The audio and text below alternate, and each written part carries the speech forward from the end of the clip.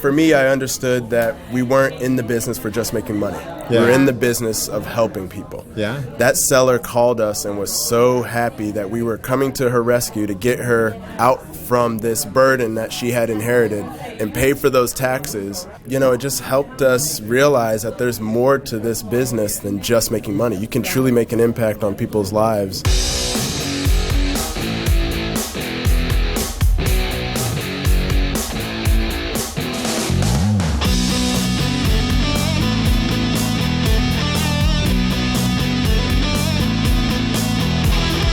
Plot Squad guys, hanging out here with the Plot Squad. Yep, we're here. Woo! In the building. Hey, these are the maybe the best social media marketers that I've seen in regards of content and branding in the land industry. I'm pretty pumped to interview them. Hopefully it won't take 45 minutes to get through everything they got. So let me ask you guys a quick question. So tell me about, I know you guys got a kind of interesting story, right? Jumping into real estate, in over your head in a fourplex. Tell me about your story. Yeah, so we just read a book and we thought that a book is going to be enough for us to be able to do real estate. We joined our local RIA and they were instrumental in giving us the guidance. But one of the things I'm so grateful for is that RIA brought in Jack. And once he did, we realized these multifamilies are wonderful investments, but they take money. They are expensive, very expensive. Yeah. And Jack was really interesting because he showed us how we can make money very quickly using land. But our main purpose was never just lumps of cash. We were always really interested in passive income for retirement because we're really living for our children at this point. Yeah. We have a 3-year-old, a 5-year-old, and I didn't appreciate as a corporate ladder climber, as a modern woman, how much I would really love being a mother and how much I would miss that, being away and working so much. So when Jack started talking about how to make land cash flow and how that could be passive income in our vehicle, I was all in. Yeah? Yeah. Yeah, sure. How'd you feel about it? I felt good. So for me, like she said, it was the time. Like we could accomplish, in a few hours what took days, wholesaling a house. Yeah. So all the research could be done online between, 8 p.m. and 11 p.m. That was our time to work. Yeah. And that still gave us some time to spend, adequate time with the kids and put them in bed. But it allowed us to start to chip away at that corporate life and have the freedom that we needed and the flexibility that, we needed. So. Okay. What's it done for your family? Oh. Because you guys, obviously, we got a happy family here. You guys have two of the best smiles in the room, Besides this guy. No, I like it. So, tell me about it. Tell me, how's it affected your family? So it's been tremendous. So I'm a stay-at-home dad now. So prior to that, it was just work. You come home, you're stressed from the entire day of working. And so you don't treat the kids well. Yeah. You want to veg out? Oh, yeah. You either want to ignore them or you want to take out your frustrations on somebody, and that's not healthy. Yeah. So land has allowed us the ability for me to quit my job and spend adequate time with them. I can work just a few hours on the business while they're at school, pick them up, and then we spend the whole afternoon together. And need be, if I have to do something else associated with land at the end of the day, I can still do that 8 to 11 p.m. And it just doesn't skip a beat. But I now have the opportunity to spend that time with my kids that I otherwise wouldn't have gotten. Yeah. I got a kind of a personal question for you guys. When did you know that you made it in the land business or in the real estate investing business? Obviously, you guys are just voted in the Hall of Fame. Right. When did you realize that you're like, hey, look, I made it or I'm there? I don't think we've made it. We're not there. Yeah. Right? I've got 5-year goals, 10-year goals, 20-year goals. We are lifelong learners. Yeah. We are lifelong achievers. I'm proud of what we've accomplished, but for my children's sake, I've got work to do, and I'm raising little entrepreneurs, and I'll be done when they're done. Okay, let me ask you this then. When did you feel successful in the land business? So I think at our local RIA, as we come into a building, people are like, oh, those are the land, that's the Plot Squad. Those are the land people. They flip land.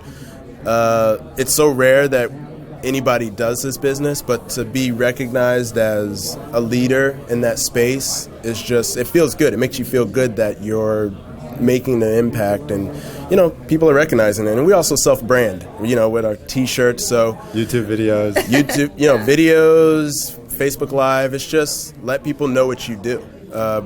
And I would say I think one of the moments that for me was just like, what? You think we're important? We were walking into one of our RIA meetings, and there was another wholesaler there, a very prominent wholesaler, who tapped me on the shoulder and pulled me out of the meeting real quick. And I was like, what's going on? He's like, I've got this piece of land.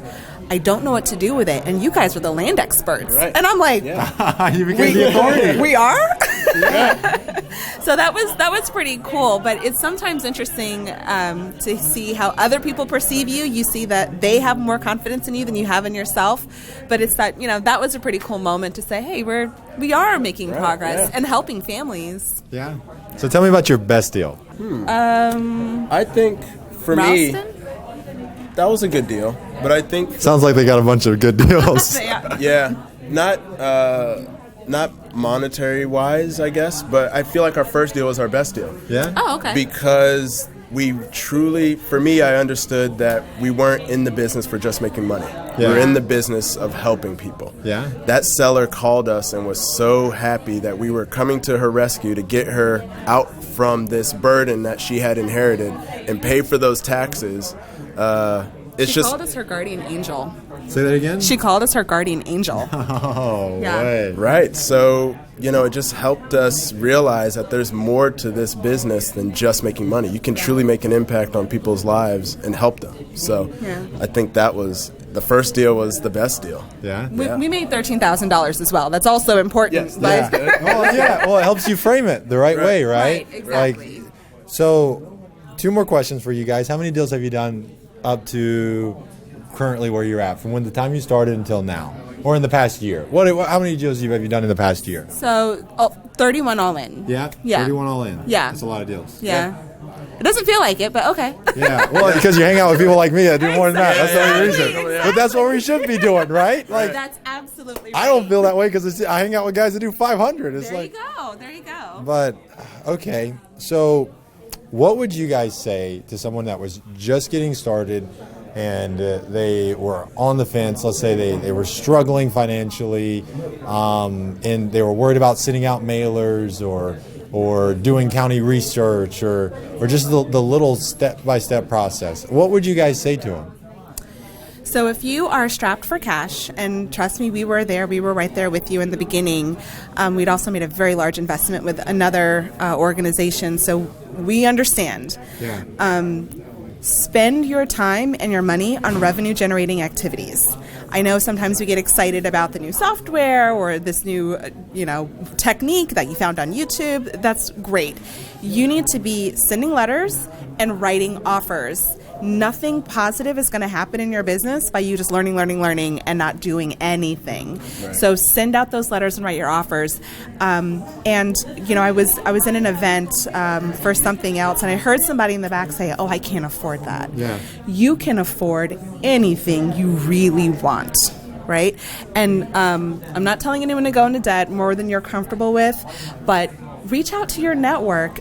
If you really want this, you need to figure out a way to make it happen. I'd say to piggyback. I don't really have a whole lot to say. It's pretty sage advice. The only thing I have is just take action. I mean, essentially, that's what she's saying. So don't be afraid to fail or, learn from making a mistake. So just get out there and take action because you don't know what's going to happen. Yeah. Otherwise. Guys, Young Family Plot Squad, Hall of Famers.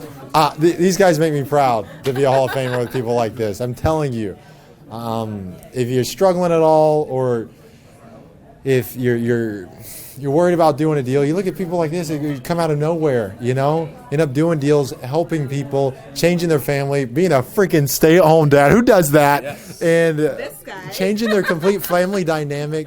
For generations. I can't even imagine what they're going to teach their kids. I'm happy, guys. Thank you so much for taking the time. Thanks for having us, Mike. Hey, my pleasure. My pleasure. I'm serious.